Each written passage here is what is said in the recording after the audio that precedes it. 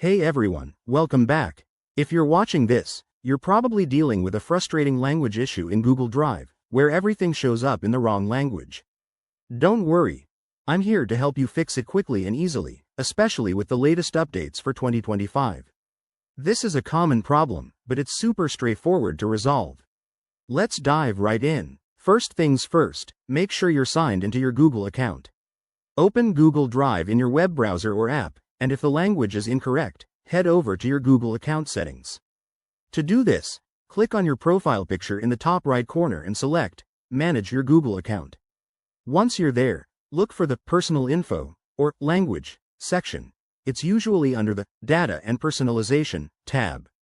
Next, find the language settings. You'll see a drop-down menu where you can select your preferred language. Choose the one you want, like English, and save the changes. Google might ask you to confirm, so go ahead and do that.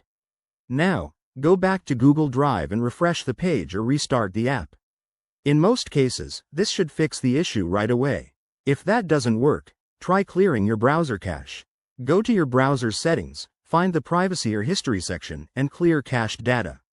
This often resolves glitches caused by old data. If you're using the Google Drive app on your phone, make sure it's updated to the latest version from the App Store. Sometimes, outdated apps can cause language mismatches. One more tip. If you're in a shared account or using a managed device, check with your administrator for any restrictions. That's usually the culprit in work or school environments. And there you have it. Your Google Drive should now be displaying in the correct language. This process is quick and works for the 2025 updates, making your experience smoother. If you found this helpful, give it a thumbs up, subscribe for more tech tips, and let me know in the comments if you have any other issues. Thanks for watching, and I'll see you in the next video.